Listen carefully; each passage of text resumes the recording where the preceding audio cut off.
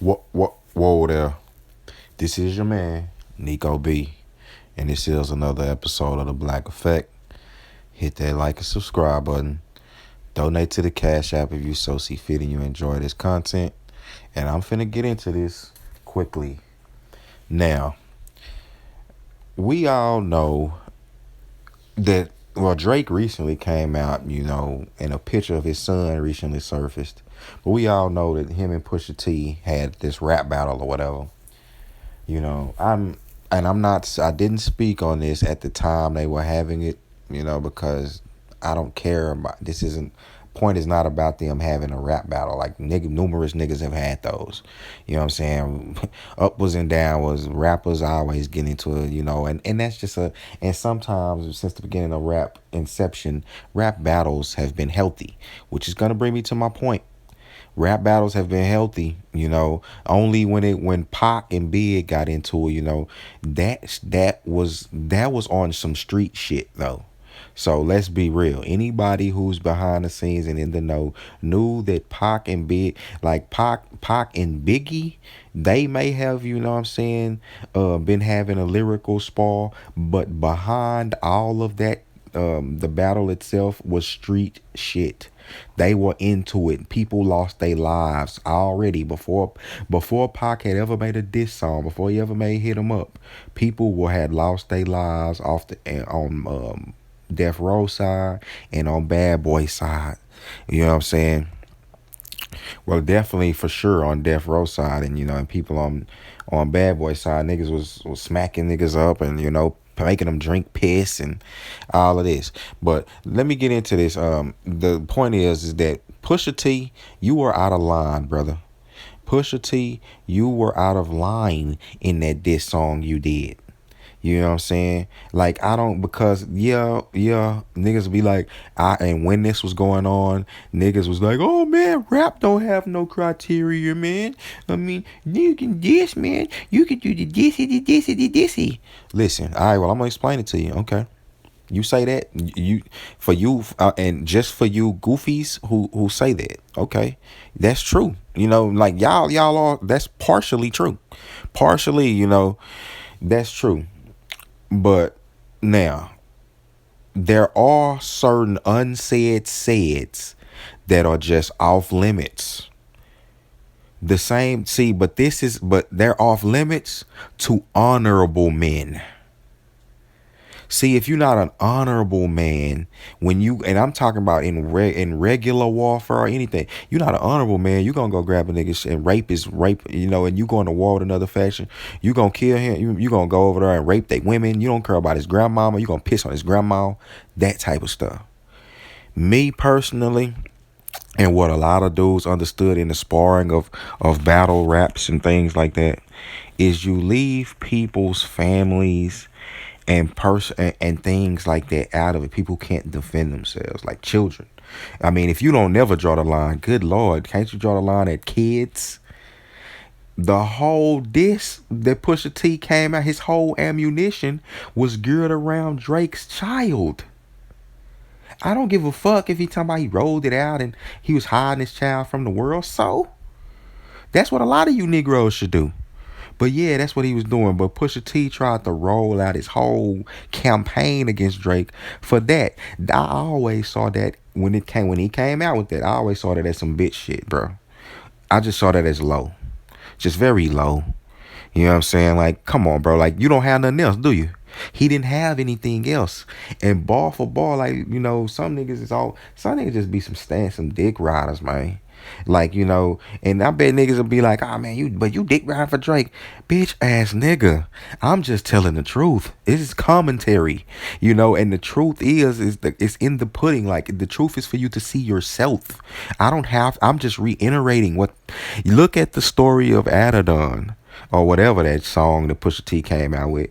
That shit ain't even have 1 million streams or 1 million views on YouTube. But then go look up Drake Duppy and the stuff got like 15, 20 million views. Who really won? Even Carsino did a video, you know what I'm saying, about Pusha T and his lazy work ethic. Like, Pusha T didn't capitalize. He lost. because in the end of the day, he didn't even capitalize off of the clout he gained from Drake. Pusha T was trying to gain clout from another man, and he still that was the height of his career, and he still could. That got him all of his accolades that we all of the people that know him, that didn't know about him, they knew about him from Drake, and it shot him through the roof. Well, not through the roof, and that didn't even do that, but it shot him up a lot more levels than he was. Because if you ask me, man, without malice. I got love for Pusha T, man. He need to get Christ, find the true Christ, and like his brother did, and that's gonna bring me to my point. But without malice, I don't even want to hear from a Pusha T. This is me. I grew up, you know what I'm saying, when the clips first came out. The clips were dope. You know what I'm saying? But Pusha T was never a great rapper to me. Like he was never, because it's more than comes to the criteria than just speaking, putting a bunch of words together and talking about something. Nah, it's more to it than that. Malice, I felt the spirit, the everything in that art form that Malice was talking about. I felt that. You know what I'm saying? Because Malice was kicking that. Like on that, what happened to that boy? Malice had the dopest verse on the song to me. At first, like just if you just listen on the surface level for people who like theatrics and all that goofy stuff, niggas be like, "Oh, Pusha T," you know what I'm saying? That was the hottest verse. But listen, like when people go back and listen, nah, nigga, Malice ripped it just off, just straight. The flow and cadence and everything that he was talking about was real. Now Pusha T popping up, dog, like we can't buy that stuff. You are not Pablo Escobar. But what was that verse on what happened to that boy? I'm gonna have to get that and put that in this. I'm gonna take a break for that. But yeah, man, you get Pusha T comes through, like, so your brother find, this is how you know who's real. Your brother finds God. He get in the satanic industry. You know what I'm saying? He come from the block. Like the nigga Drake said, it was your cousin, then your brother, then you. So Pusha T basically just catching it on the back end, watching everybody else, watching his older brothers get it. I mean, I get that. But what I'm saying, watching his older brothers get it. Malice get in the game. Like the clips come in and get popular. He finds God, the gem of life. He found Obviously he found something that was more important than that rap game, and he left millions of dollars. Where y'all, a lot of you niggas and listening to this will sell your soul to get in this rap game, and he got out. He left. He is like a lot of other people have done. Loon, Mace. But Mace, bitch, hey, you know what it is with Mace. Like Mace, bro, you gotta come. You and God gotta reconcile because you been flippity flip flopping. Woody, from Drew Hill. It's been, I can go on and people that y'all don't even know go on and on and on of being who found God, the true Jesus Christ, the gem of life. You know what I'm saying? And came out of the game, out of this satanic rap industry. Now, but instead of following his brother out of this satanic rap industry, Pusha T heightened his foolishness, his foolish talk. He turned into Pablo Escobar. And it's like, Negro, you ain't doing that, mate. You wasn't even in the game like that. You don't know no big wigs like that. You probably sold a few 8-ball, maybe. I don't even know. Because you lying so much, I don't even know what you done. Now, bro, you ruined your whole legacy for me. I'm talking about for me. Like that nigga Drake said in the interview, and I agree with him. Like listening to stuff like that, and then when you see these people, and it's the same with a lot of rappers, a lot of people, you meet your idols and they disappoint you. You know what I'm saying? Because you see that this dude was not about that. Malice is the real one of the clips. I'm sorry. You know what I'm saying? But that it's just like, but Pusha T always wanted it. He always wanted that spot. He always wanted what is the proverbial it. And he's chasing that. People sell their soul for that it. Satan gives gifts on earth, man. Satan can appoint people. I'm not saying that's the only way you can get rich, because God does that too. Look at Solomon and people like that in the Bible. Solomon's the richest man that ever lived, as they say. But look at but Satan can give you gifts, and just look at all of these people who are in the game doing these dastardly deeds, I would say, to stay afloat. Y'all see that, man? Y'all, they got numerous people doing videos talking about sacrifice and Illuminati. Now, I don't believe in all of that. Like, a lot of that shit is, just conspiracy theory jargon, but a lot of it, but not a lot, some of it is true. Let's just be real. Like, I gotta put that in the previous. A lot of that stuff is just a bunch of jargon and conspiracy theories, but some of that stuff is true. You know, when it comes to dealing with Satan and things like that, yeah, he gives gifts, but he will be demanding things of you, you know. And a lot of these people they just subconsciously just going with the flow, because Pusha T was never gonna be put up on a level of a Lil Wayne. You see, he was beefing and hating on Lil Wayne. Like the nigga Drake said, I'm gonna done him for you. Like Drake didn't even, like Lil Wayne never even really just responded. You know what I'm saying? Because he wasn't finna give Pusha T, who was damn near, who was a fucking C-level artist.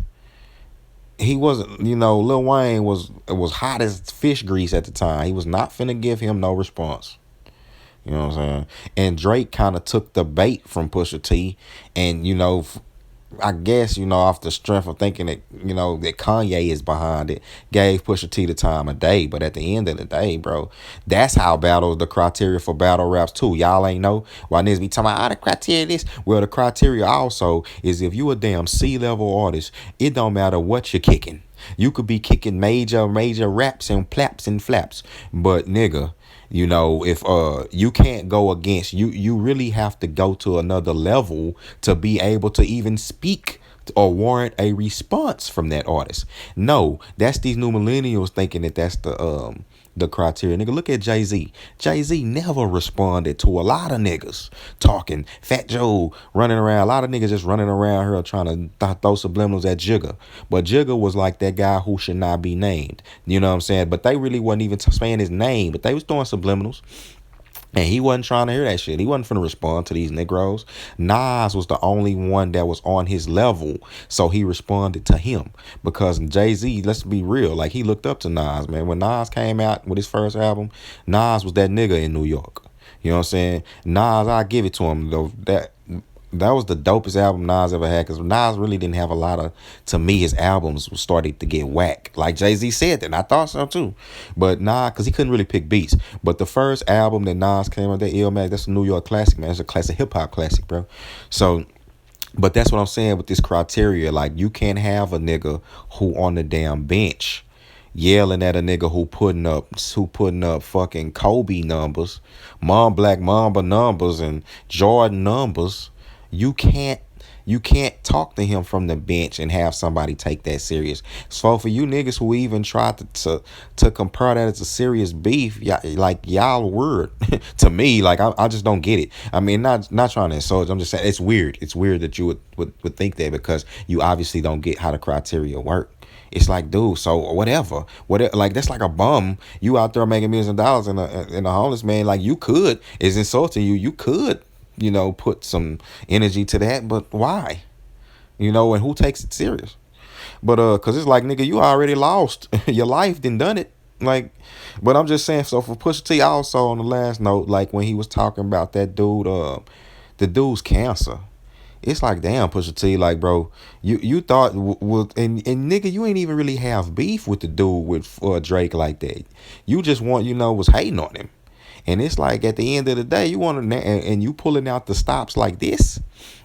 Because for you niggas who be like, it ain't no criteria, you remember when Cameron was dissing Nas, and Cameron was like, look, what was that song? Niggas say, oh yeah, that Hate Me Now. That was some disrespectful shit now. Like, I know Jay-Z had already disrespected Nas, talking about that super ugly, talking about he skeeted on the baby seat and you know what I'm saying, and all that. See, that was enough for me to never ever do business with this man. That was enough for me to, when I see Jay-Z, to slap the big lips off his fucking head. I don't give a fuck who with him. You know what I'm saying? But you had Cameron take it a step further. Now, do you niggas think that this is appropriate for y'all who talking about, oh, it ain't no criteria in your battle, man? You got a daughter, and a nigga say, take your daughter, R. Kelly, have my way with her face, and your mom's a whip wop head, and you claim to be a hip hop head, ooh wop, 2 shots in his hip hop head. That way everybody know that hip hop's dead. Now everything else there was some dope stuff from Cameron, the lines following that, but everything else following that don't matter.